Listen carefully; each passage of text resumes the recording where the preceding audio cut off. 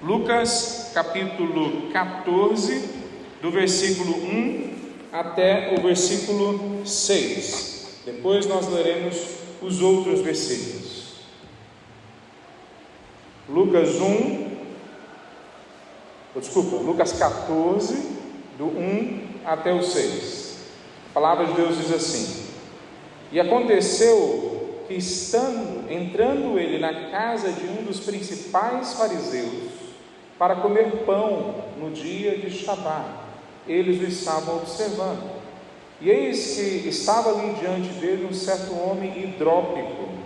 E Jesus, respondendo, falou aos doutores da lei e aos fariseus, dizendo: É lícito curar no dia de Shabá? E eles calaram-se. E tomando, ele o curou e o deixou ir. E perguntou-lhes, dizendo: Qual será de vós, que tendo um jumento, um boi, que caindo em um poço, não o retira imediatamente no dia de Shabá? E novamente eles não puderam lhe responder acerca dessas coisas. Vamos orar, meus irmãos. Senhor Deus, a tua palavra maravilhosa, profunda, que pode transformar qualquer um, foi lida agora. E nós clamamos que o Senhor venha aplicá-la nos nossos corações, que a gente possa entendê-la e viver a partir, Deus, daquilo que o Senhor tem para nós em tua palavra. Em nome de Jesus é que nós oramos. Amém. Por esse sentar, meus irmãos. O que se exalta será humilhado. O tema desse capítulo inteiro é sobre a humildade. E eu sei que para nós não é fácil entender isso ou perceber de primeira mão, mas Jesus inaugura um novo momento na história, em vários sentidos. E uma das coisas que ele inaugura é o uso da palavra humildade. Nós nunca vimos isso em nenhum momento da história. Nenhum filósofo do passado, nenhuma ideologia, nenhuma religião, ninguém jamais viu a humildade antes de Cristo Jesus como se fosse uma virtude. E mesmo depois de Cristo Jesus, séculos se passaram, quase 2000 anos se passaram, até que alguém pôde escrever alguma coisa falando que a humildade era uma coisa boa. Todo mundo sempre acreditou que a humildade era para os perdedores. A humildade é aquilo que nós entregamos para aqueles que não conseguem vencer, para aqueles que não são nada na sociedade. Pois Jesus inaugura esse novo tempo na história, e que não só a humildade é tratada como virtude, mas a humildade é o único caminho para Deus. Ela não é só a virtude, é a única possibilidade da gente ser salvo, é quando a gente é verdadeiramente humilde. E é sobre isso que esse capítulo todo está falando. Jesus aparece aqui e esclarece, por exemplo, que todo aquele que se exaltar, está lá no versículo 11, todo aquele que se exaltar vai ser humilhado. Talvez a gente não perceba isso na história com tanta clareza, mas o fim da história, todos vão perceber isso com bastante clareza. A gente percebe isso muitas vezes. O orgulho é o primeiro passo para a queda. O primeiro passo para a queda. Mas ok, às vezes a gente não vê isso com tanta clareza, mas a palavra de Deus nos deixa claro que o orgulho nos afasta de qualquer bênção que Deus pode nos dar, em especial a salvação. A ideia que Jesus está construindo aqui para falar da humildade é o banquete. O banquete é algo que foi usado muito na história antes de Cristo. O banquete escatológico, o banquete do fim dos tempos. E basicamente ele está dizendo lá em Isaías capítulo 25, Amós capítulo 9, Joel capítulo 2 e vários outros textos do Antigo Testamento, que vai ter um dia lá na frente que o rei de tudo que existe vai entrar dentro da história, aquele que criou, desenhou, escreveu a história, vai pisar no palco da história. E nesse dia ele vai convidar algumas pessoas para sentarem à mesa junto com ele.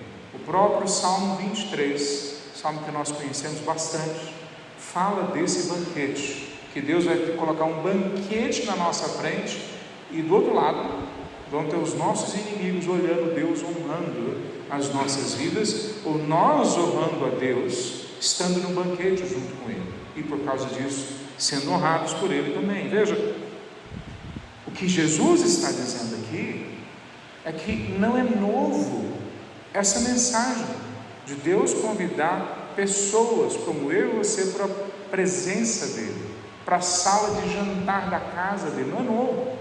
Deus está convidando durante a história, séculos Ele manda pessoas para convidar a gente, a maioria chamada profetas, mas alguns desses eram reis, alguns desses eram sacerdotes, alguns desses eram homens e mulheres que nós nem sabemos exatamente qual era a profissão deles, e Deus usou eles para convidar essas pessoas para o banquete do último tempos.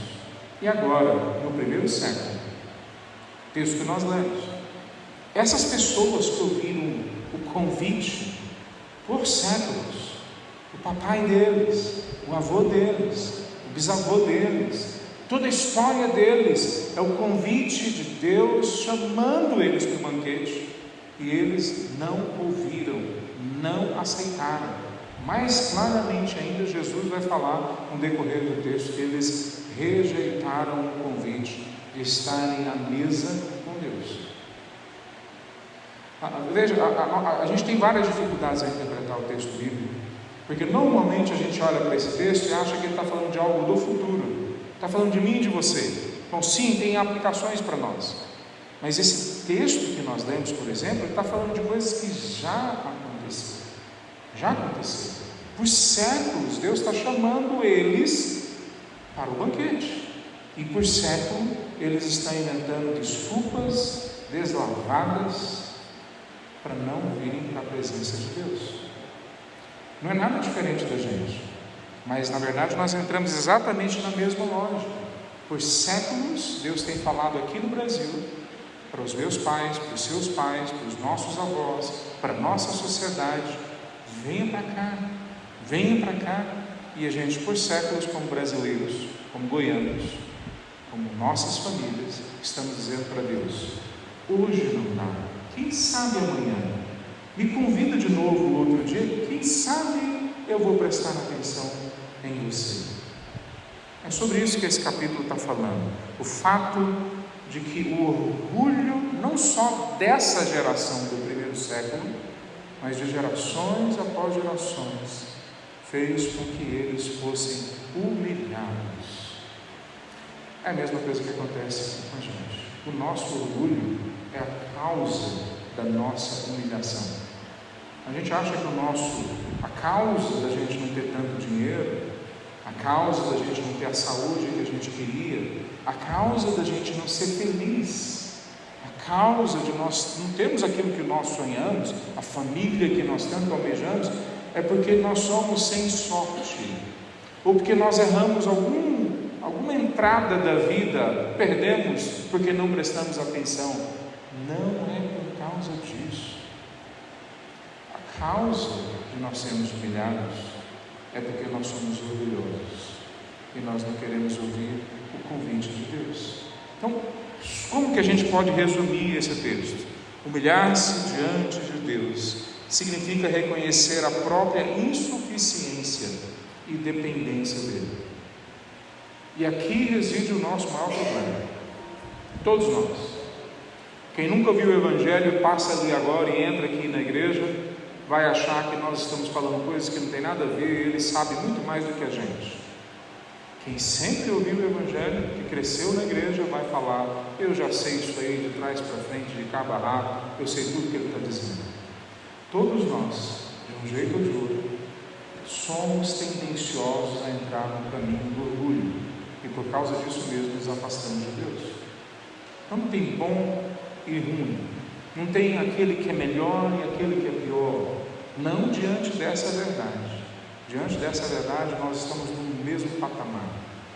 Os que sabem mais sobre Deus, sobre a palavra de Deus, e os que sabem menos sobre Deus e a palavra de Deus, estão exatamente no mesmo lugar diante de Deus. Ou nós nos humilhamos, ou nós vamos ser envergonhados. Ou, se Nós nos colocamos diante de Deus humildemente, ou o nosso orgulho vai ser a causa da nossa destruição? Deixa eu repetir então: humilhar-se diante de Deus significa reconhecer a própria insuficiência e dependência dele. Eu queria falar 4 coisas rapidamente hoje à noite sobre esse texto, sobre essas verdades. Primeira coisa, que nós dependemos totalmente de Deus para nos esclarecer a sua palavra, totalmente de Deus. Tem vários princípios de interpretação da palavra de Deus, e que eles não são necessariamente só aplicáveis à palavra de Deus. Qualquer pessoa com bom senso vai ler um texto qualquer, jornal, um texto do Instagram, um texto, qualquer coisa, e ele vai ter algumas percepções de como interpretar aquele texto. E talvez a regra de interpretação menos valorizada, mais descartada, menos levada a sério que nós temos hoje seja que a Bíblia interpreta a própria Bíblia. Essa é o nosso maior problema, creio eu, quando nós falamos de interpretação bíblica. Nós gostamos de várias regras, mas essa deixa a gente desconcertado. Os judeus do primeiro século, por exemplo, eles tinham a Torá oral, tinha a Torá escrita, que nós temos também, é o Pentateuco, os 5 primeiros livros da Bíblia, inspirados por Deus. Mas eles não queriam só a Torá escrita. Eles durante os séculos foram escrevendo, na verdade no começo foram falando, porque ela era só oral, até o século II depois de Cristo. Eles escrevem então a Mishnah, que é um conjunto de comentários sobre a Torá, que é o Pentateuco, que havia sido escrito há mais de 2000 anos antes. E depois no século IV eles escrevem o Talmud, que é mais completo. São todos os comentários que os judeus durante os séculos foram passando de pai para filho, de pai para filho, de pai para filho. Qual que é o problema disso? O problema é que eles pegaram a Torá oral, que era só a tradição deles, e transformaram na mentalidade deles em algo que era inspirado e competia com a Torá escrita, que foi entregue pelo próprio Deus lá no Monte Sinai a Moisés. Então agora eu não preciso mais prestar atenção na Torá escrita, porque a Torá oral, que é o que o meu papai me disse, a minha mamãe me diz, o meu vovô, a minha vovó, a minha tradição em volta de mim me diz, só é o suficiente para eu viver. Qual que é a diferença disso para o dogma do catolicismo que a gente tem no Brasil? Você fala, no texto tal está escrito assim, mas lá na minha igreja, lá na minha família, na nossa tradição, era de outro jeito que a gente acreditava. É a mesma coisa. Qual que é a diferença de nós evangélicos, que não lemos a Bíblia, mas nós enchemos a nossa mente de verdades, de ensinos, de afirmações, que nós aprendemos por aí. Aprendemos por qualquer pastor que nem abriu a Bíblia para nos mostrar aonde está na palavra de Deus. Aprendemos na internet, quando alguém fala e nem cita a fonte do que está falando, mas nós não acreditamos nisso. Nós acreditamos quando vemos filmes, novelas, jornais. Nós acreditamos quando vimos filósofos falando do alto da sua intelectualidade, e nós acreditamos, ele é inteligente, ele deve estar falando alguma coisa que faz sentido. Nós fazemos a mesma coisa hoje que o ser humano sempre fez durante a história. Nós preferimos, mesmo quando dizemos acreditar que a Bíblia é a palavra de Deus, nós preferimos usar tradições humanas para interpretar a palavra de Deus. Pois é exatamente o problema que está acontecendo aqui. Jesus é convidado para a casa de um fariseu, e alguém importante naquele ambiente. O que era um fariseu? A gente já ouve essa palavra e já acha que era uma pessoa ruim por si só. Não era. O fariseu é uma pessoa que conhecia bem a palavra de Deus, que saberia explicar para a gente a Torá escrita. E só para fazer uma alusão com clareza, a Torá oral, essa tradição oral não era ruim. Assim como não é ruim os livros apócrifos que estão dentro da Bíblia Católica, não são ruins de forma alguma. Assim como não é ruim, nós lemos a história intertestamentária, 400 anos entre o Testamento do Antigo e do Novo Testamento.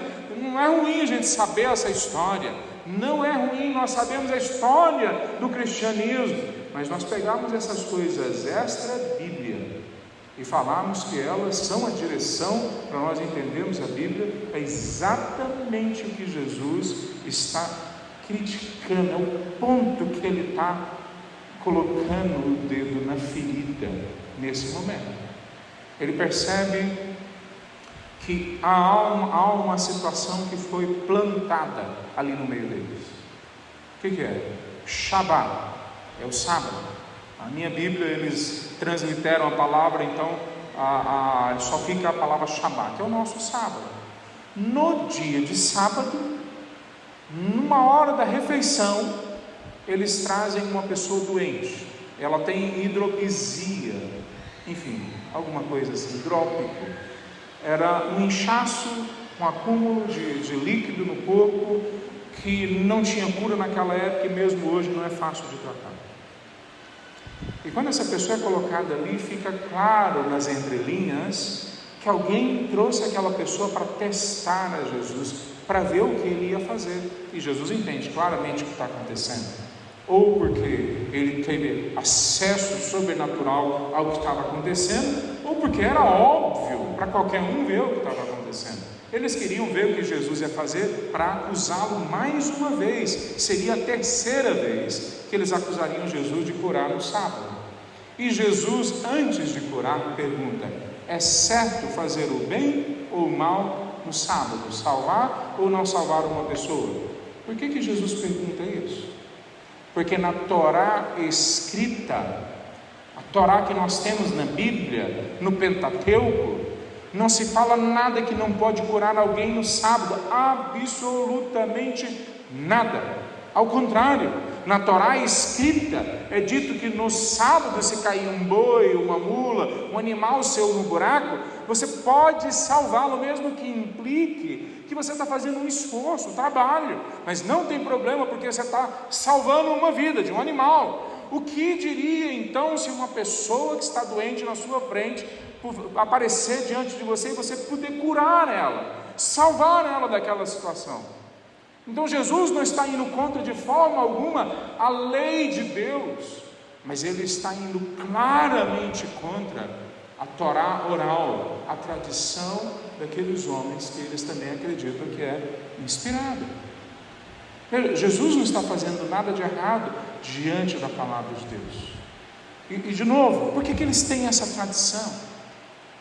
Porque a palavra de Deus nem sempre fecha para a gente tudo que a gente tem que fazer, como se pegasse e tentasse descrever ponto a ponto do nosso dia. A palavra de Deus não entrega para a gente a vontade de Deus como se fosse o confucionismo. Tem 312 regras do que você tem que fazer no dia. O filho mais novo acorda 4 horas da manhã, coloca o sapato no pezinho da vovó, do vovô, da mamãe, do papai, aí ele vai lá, tira as coisas que estão sujas na casa, levam para fora, arruma. O outro filho acorda às 5 horas da manhã, vai fazer a comida, a esposa concubina acorda um pouco depois, porque ela tem que fazer algumas tarefas, e aí durante o dia, cada coisa tem o seu lugar, para que assim de alguma forma eles sejam abençoados dentro do confucionismo. Eu poderia falar uma semana para vocês sobre as regras do confucionismo, e não era diferente na Torá oral, na tradição judaica, mas na lei de Deus escrita, quando ela fala do trabalho, que nós temos que descansar do trabalho, ela não está dizendo que Deus quer controlar cada mínimo detalhe de como nós organizamos o nosso dia, segundo a segundo. Ele não está dizendo isso, ele está dizendo que há um dia da semana que nós temos que refrear de fazer coisas que nos distraiam de Deus, que a gente tem que separar para estudar a palavra, descansar, que a gente tem que separar o tempo para que haja cura das nossas almas, do nosso olhar, da nossa mente, das nossas relações, para que de alguma forma nos outros 6 dias, essa experiência do sábado, agora nós chamamos sábado cristão ou domingo, possa invadir a segunda-feira, e a gente não seja tomado pela ânsia de ganhar mais dinheiro, de trabalhar mais, de investir mais, e esquecer a nossa saúde, esquecer as coisas que são mais importantes. Então, de forma alguma, o Antigo Testamento tenta definir para nós tudo, tintim por tintim, que nós temos que fazer. Ao contrário, didaticamente o Antigo Testamento vai ensinando para nós a diferença entre bom e ruim, entre puro e impuro, entre santo e aquilo que não é santo, para que a gente tenha rapidez de reflexão, rapidez intelectual, de conclusão, para que quando a gente vê uma situação, a gente não tenha dúvida de qual é o bem que tem que ser realizado naquela situação. Pois os fariseus, por causa da tradição deles, são cegados para enxergar que pessoas doentes na frente deles precisam ser curadas imediatamente, porque esse é o descanso de Deus para nós, que Ele nos cura. Na lei escrita não tem nenhuma uma proibição para curar, mas na lei oral tinha uma proibição para curar, desculpa. Há 39 descrições que eles criaram para falar o que não podia fazer, e uma delas se encaixava com curar. Você não pode fazer nenhuma ação que pareça que você é um médico, é um enfermeiro, que você é um curador, você não pode fazer nada. Então, se alguém tiver na sua frente que não tem uma doença que ele possa morrer naquele momento, você não faz nada por aquela pessoa. Agora olha só, se você é que é o doente, que está há 12 anos com sangramento, que está não sei quantos anos com a costa encurvada, porque tem um demônio afetando a sua saúde. Imagina só se é você que está com um braço desse tamanho de largura por causa de uma doença de inchaço que ninguém, de segunda a segunda, por meses e anos, olhou para você e quis curar você. Você acha mesmo que essa pessoa que está doente ia falar: não, Senhor Jesus, hoje não. Segunda-feira o Senhor me cura. Hoje não, hoje eu estou descansando. Hoje é o dia que eu estou adorando a Deus. Quem é que poderia chegar à conclusão que curar alguém seria algo contra a lei de Deus? Quem, do alto do seu orgulho, acredita que pode definir para si mesmo o que é certo e o que é errado, o que é bom e o que é ruim, o que é puro e o que é impuro, o que é o melhor para a sua vida. Teve duas pessoas que fizeram primeiro isso na história. O nome delas é Adão e Eva. E de lá para cá, todos nós temos a mesma tentação. E por isso nós dependemos de Deus para nos esclarecer através da sua palavra o que é a sua vontade. Que a Bíblia interprete a própria Bíblia. Que a palavra de Deus esclareça para nós o que é a vontade de Deus para as nossas vidas.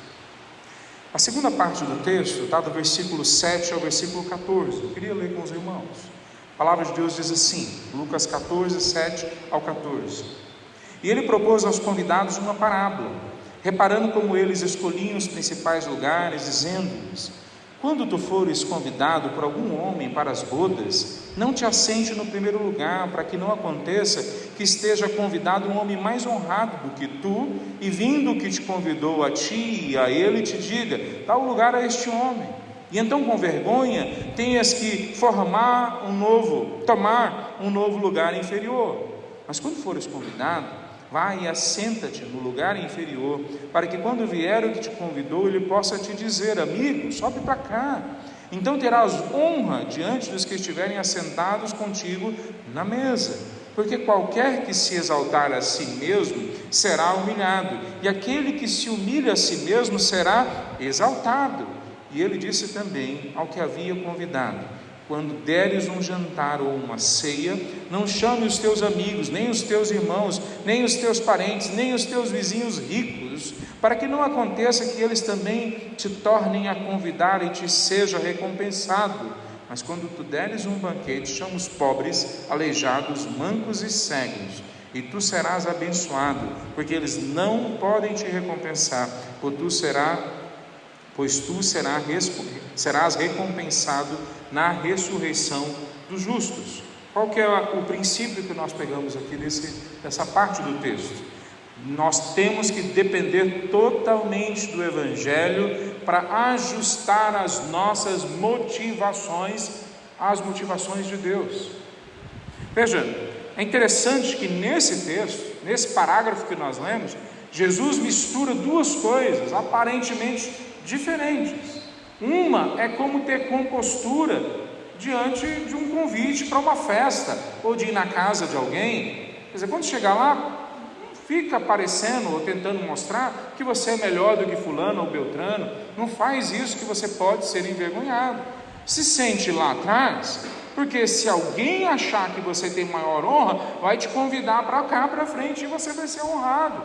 Quer dizer, Jesus está nesse texto dando uma lição para nós de sabedoria, uma dica de como não ficar envergonhado em situações comuns da vida. Veja o contrário: você vem e senta aqui na frente, alguém chega para você e fala: desculpa, esse lugar aqui está reservado para outra pessoa. Ela não precisa nem falar que é para uma pessoa mais honrada que você. Você já sai envergonhado e vai para outro lugar. Então Jesus está misturando essa dica com uma outra coisa que é muito mais profunda do que essa. Porque na sequência, o que Jesus sugere para eles é que todo aquele que se exaltar vai ser humilhado, e todo aquele que se humilhar vai ser exaltado. E aí ele traz um exemplo bem claro para aquelas pessoas do que ele está querendo dizer. Quando vocês derem uma festa, convide pessoas que não podem dar a mesma coisa para vocês. Convide as pessoas que não podem honrar vocês como vocês estão honrando elas.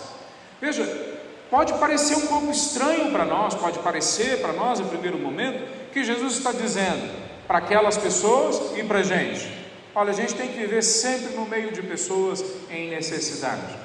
Eu não posso conviver com pessoas que têm recursos. Eu tenho que sempre conviver com pobres. Eu tenho que ter uma preferência pelos pobres. Não é isso que Jesus está dizendo. O que Jesus está dizendo é: o que mostra as suas motivações é o seu comportamento em relação às pessoas. O Evangelho, ele é relacional. O Evangelho não é por si um rito religioso. O Evangelho tem coisas que podem ser enxergadas como religião, mas o Evangelho não é definido na sua base, no seu fundamento, como religião. Ele é definido como relacionamento, e relacionamento restaurado. Quem recebeu misericórdia, a sua motivação e o seu comportamento é de entregar misericórdia. Quem foi perdoado, a sua relação com o outro que está na sua frente é perdoar essa pessoa que está na sua frente, é ser compassivo, é ter compaixão, porque recebeu compaixão, porque recebeu cuidado, ele agora cuida. O que Jesus está mostrando para eles, e misturando esses dois assuntos, um talvez parecendo menor e o outro maior, é que ele está tentando atrair aquelas pessoas através de uma situação concreta, para entender que aquilo que enche o nosso coração é aquilo que nós vamos entregar para as pessoas. Se a única coisa que nós queremos é usar das oportunidades, das amizades, das condições que nós temos para ganhar mais reconhecimento, para ganhar mais resultados, para aparecer mais, se é isso que a gente quer, não somente é só isso que nós vamos ter, mas isso demonstra o quão longe nós estamos da presença de Deus. Veja, prestem atenção aqui nisso. Se na época de Cristo isso era um problema grave, imagina na nossa época, em que quando você não aparece no Instagram, você é um ninguém. Quando ninguém dá likes para você, você não existe. Imagine na nossa época, que quando você não tem amigos entre aquelas pessoas mais famosas, mais ricas, mais bem-sucedidas, você simplesmente não tem um lugar no mercado. Se você é um atleta e você não tem amigos no mercado do esporte, você não consegue a colocação que você precisa. Se você é uma pessoa que tem uma tendência à intelectualidade, mas você não conhece ninguém que possa te dar uma bolsa, uma abertura, uma porta de estudo, você não vai caminhar. Se você é um empreendedor, mas você nasceu numa família pobre, se ninguém acreditar em você, você pode até conseguir lá na frente, mas vai ser sofrimento para você até você chegar lá na frente.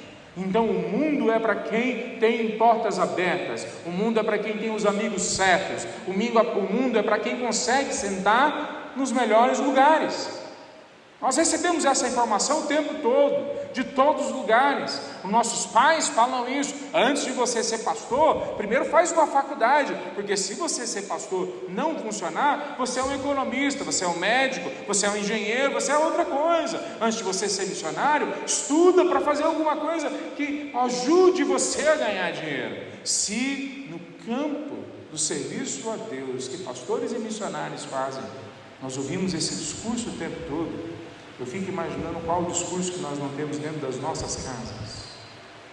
Meu filho, faz amizade com aquela família, porque aquela família vai colocar você no lugar certo.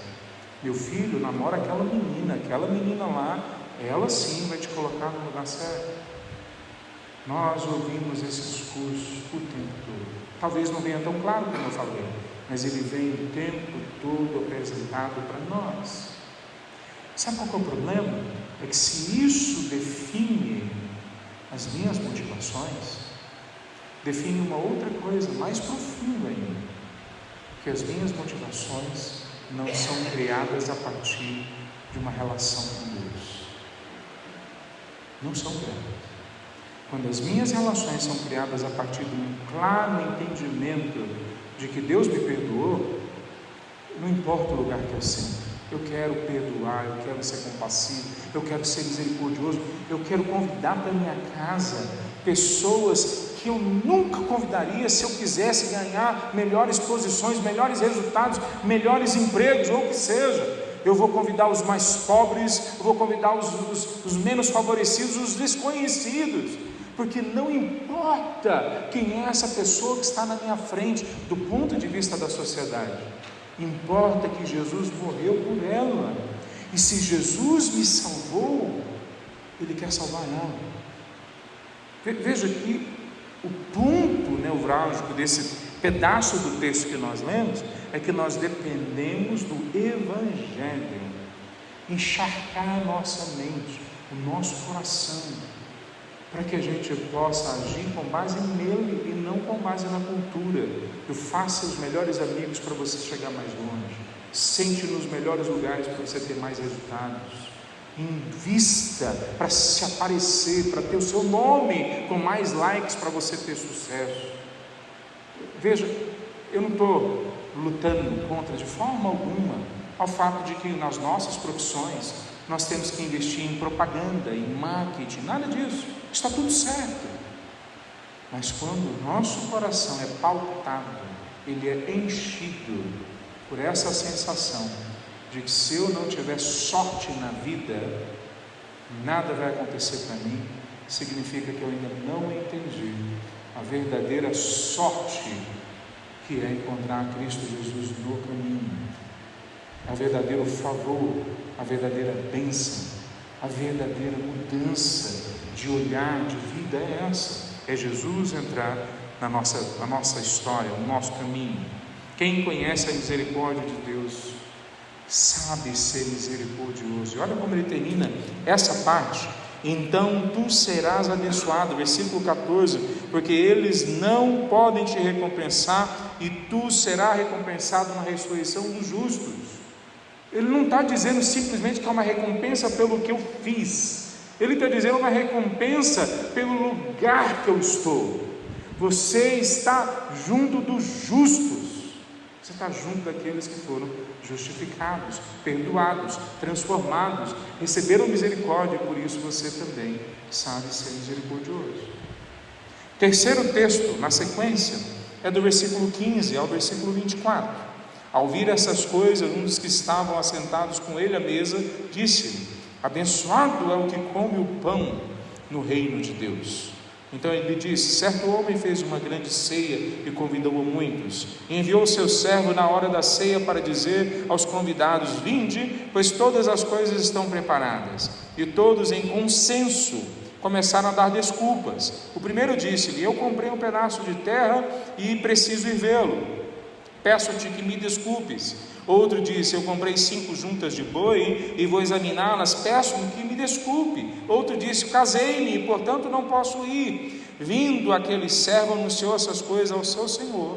O dono da casa, irritado, disse ao seu servo: sai depressa pelas ruas e becos da cidade e traze aqui os pobres, os aleijados, os coxos e os cegos. E disse o servo: Senhor, está feito como tu ordenaste, mas ainda há lugar. E disse o Senhor ao servo: sai pelas estradas e sendas e obriga-os a entrar, para que a minha casa possa estar cheia. Pois eu vos digo que nenhum daqueles homens que foram convidados provará a minha ceia. Qual que é o princípio que nós temos aqui? Que nós dependemos totalmente de Deus, do Espírito de Deus, para nos afastar das nossas desculpas e segui-lo. Eu fico imaginando a ceia, a cena. Jesus vai para a casa de um fariseu. No meio daquela ceia aparece um doente que é colocado ali, plantado, para Jesus ter uma dificuldade. Será que ele vai curar no sábado? E aí Jesus cura, Jesus ensina, Jesus ainda dá uma outra palavra sobre humildade para um povo que é orgulhoso. E eu fico pensando nessa pessoa que agora, a partir do versículo 15, ao ouvir tudo isso, fala: abençoado aquele que comer o pão no reino de Deus. A impressão que dá é que essa pessoa é aquele tipo de pessoa que vê o climão e ele tenta contar uma piada ou tenta mudar um assunto para que saia daquele clima. Que coisa chata, a gente está todo mundo aqui, vamos conversar de outra coisa. Parece que é mais ou menos a intenção dele. E obviamente que por trás, ele e outros devem estar pensando: quem que convidou Jesus? Todo mundo sabia que Jesus ia criar problema para nós. No sábado, gente, no sábado é hora da gente estar descansando. Sábado é hora da gente estar junto. E convida Jesus para dar essa treta toda, criar esse climão inteiro. E ele cita essa frase, que é uma frase maravilhosa, uma das maiores bênçãos, se não a maior bênção citada na palavra de Deus: bendito é aquele que comer o pão no banquete do fim dos tempos. É o que ele está dizendo. E ele pensou que talvez mudaria o climão, mudaria a direção, mudaria, e ele resolveria. Jesus usa exatamente o que ele falou para dar o próximo passo na conversa. E Jesus simplesmente caminha para mostrar o que está acontecendo com cada um deles e com todos nós. Jesus mostra, ele conta uma parábola de um senhor que convida todos para o banquete.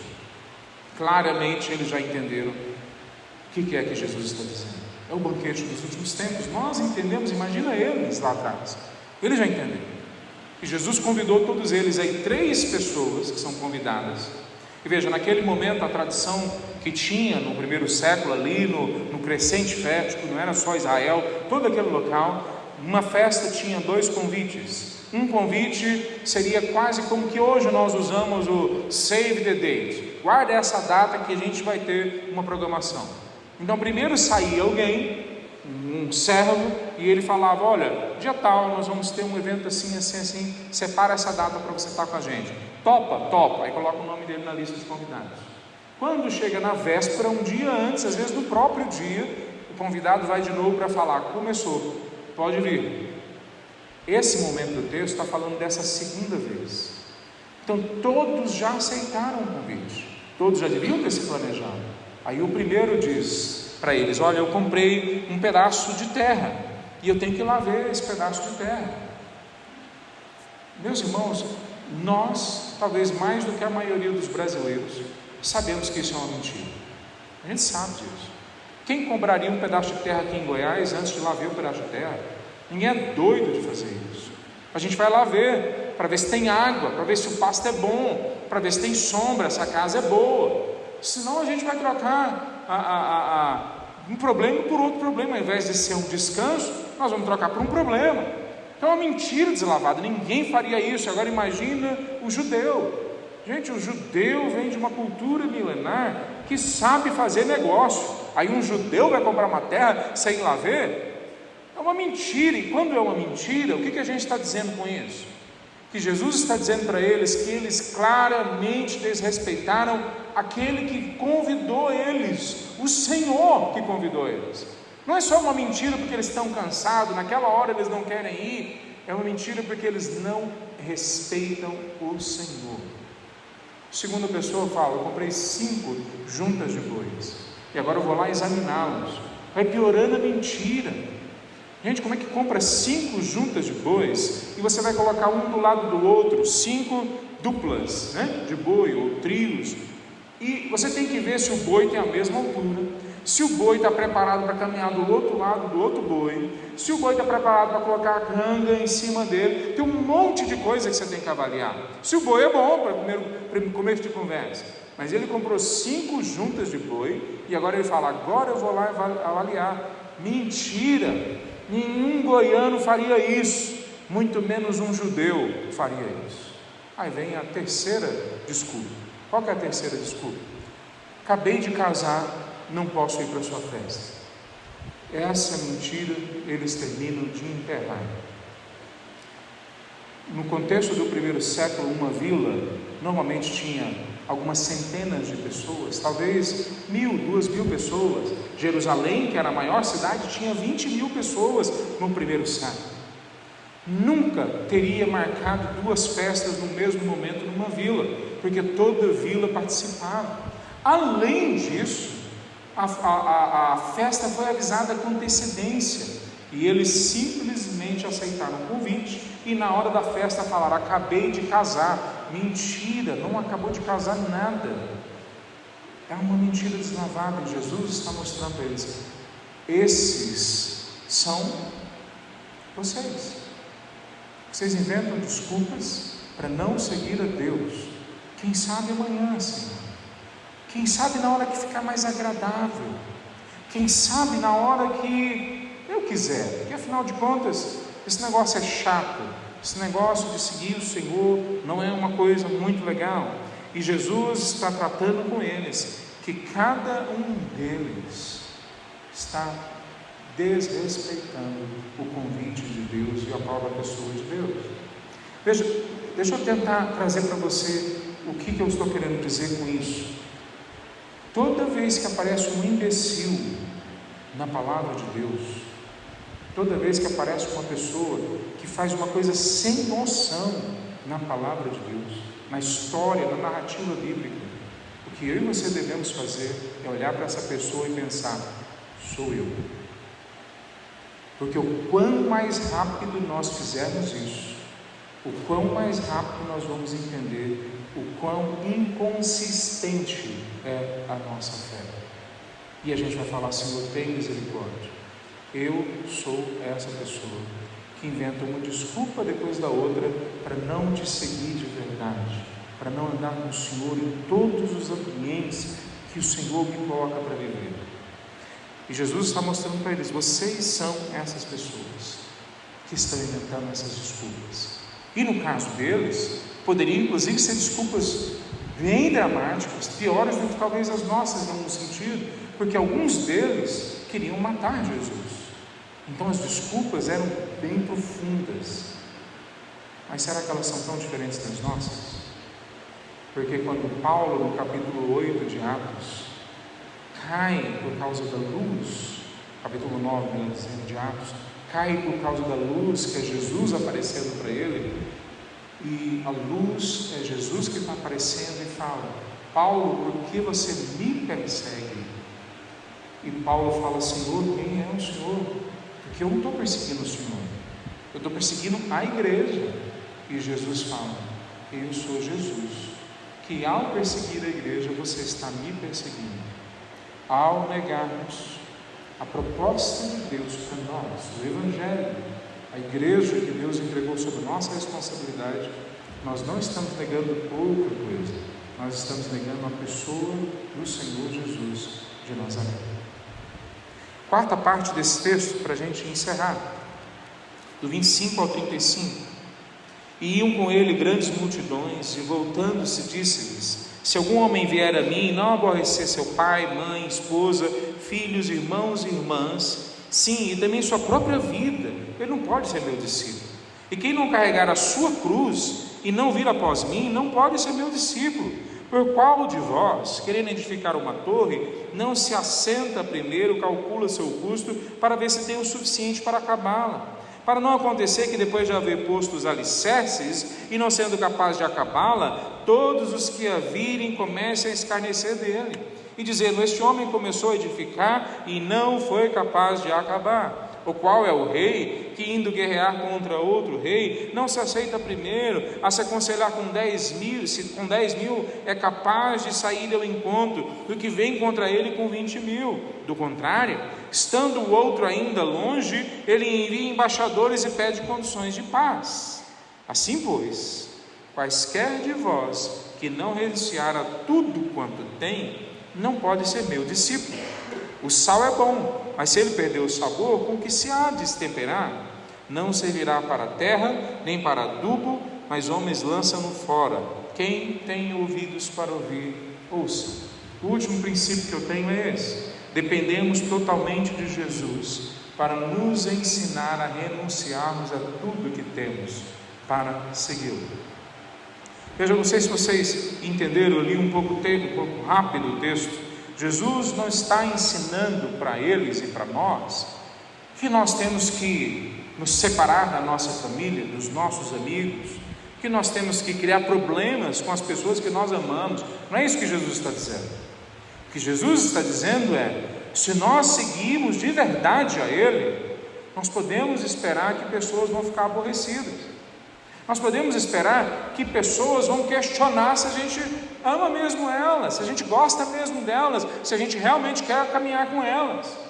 E aí é a hora que nós temos que decidir: nós vamos ou não vamos continuar com Cristo Jesus? Nós vamos ou não vamos rejeitar, renunciar, abandonar a tudo, mesmo que isso implique que pessoas que nós gostamos vão se afastar da gente? Para os jovens, isso é muito difícil. Seguir a Jesus significa que a galera não vai querer ficar com você. Essa que é a verdade. Ah, mas tem uma galera que vai querer, graças a Deus. É a maior parte? Não é a maior parte. Eu queria dizer que é a maior parte, mas não é a maior parte. Se eu parar de falar palavrão, os meus amigos vão me achar estranho. Se eu parar de falar besteiras, sejam quais forem, as pessoas vão me achar um chato. Se eu começar a convidar elas para ouvirem a palavra de Deus, para virem no culto, para vir num pequeno grupo, para ler a Bíblia comigo, para eu orar com ela, se um amigo meu chega perto de mim, eu, 17, 18, 20 anos, 20 e poucos anos, e ele começa a falar que ele está triste por causa da namorada dele, que não presta atenção nele, e eu falo: vem cá, deixa eu orar por você, põe a mão na cabeça dele. Eu falo: você está doido? O que está acontecendo com você? Para o jovem é difícil, para o adulto é muito difícil também, porque o adulto vai ter que reconhecer diante da sua família, dos seus filhos, talvez agora até dos seus netos, que ele viveu uma mentira até agora, que ele construiu uma família na mentira. É muito difícil. Os jovens às vezes acham que é muito difícil para eles, mas se coloca no lugar de um pai que agora tem que olhar para o filho e falar: filho, me desculpa, eu ensinei tudo errado para você, você está indo para o inferno, e Jesus agora tem que entrar na sua vida. E seu filho: pai, para com isso, que é isso, eu vou tocar a minha vida, né? Se o senhor quiser, vai para lá, mas por favor, não entrega o nosso dinheiro, o nosso carro, a nossa casa para essas igrejas, para esses pastores ladrões. Para o pai de família, para o adulto, reconhecer diante da família dele que mudou tudo agora, porque Jesus entrou na vida dele, não é fácil. Agora se coloca na vida de um idoso. A gente tem alguns aqui, de 70, de 80, de 90 anos, de 100 anos, como eu tenho na minha família, que sempre seguiu uma religiosidade vazia, que não está baseada na palavra, que não tem Cristo Jesus. Agora, quando essa pessoa entende quem é Jesus, e agora ela tem que falar para os filhos, os netos, os bisnetos, os parentes, os amigos, todo mundo em volta, que ela viveu uma mentira por décadas e décadas e décadas. Não é fácil para nenhum de nós, mas essa é a cruz que nós somos chamados a levar. Ou Jesus é mais importante, ou as nossas relações, com quaisquer que forem as pessoas, vão ser mais importantes. Essa é a decisão que nós temos que fazer. E Jesus aqui faz a mesma coisa que Josué capítulo 24, onde Josué chama o povo de Israel e fala. A partir do 23 ele está falando, mas no 24 ele está falando: olha, Deus fez isso, Ele livrou vocês, Ele tirou vocês, purificou vocês, transformou vocês numa nação, fez esse tanto de coisas. Agora vocês decidam se vocês vão seguir a Deus. Eu e minha casa serviremos ao Senhor. O que o povo responde imediatamente? Nós vamos seguir o Senhor nosso Deus. Acabou a conversa, né? Decidido está. Não, a próxima palavra de Josué é: vocês não podem seguir a Deus. Pois é o mesmo ponto que Jesus está fazendo aqui. O mesmo, inclusive o nome Jesus é o mesmo nome na raiz hebraica, Josué. Jesus está fazendo a mesma coisa que Josué fez séculos antes. Falou assim: não decidam rápido, parem, avaliem.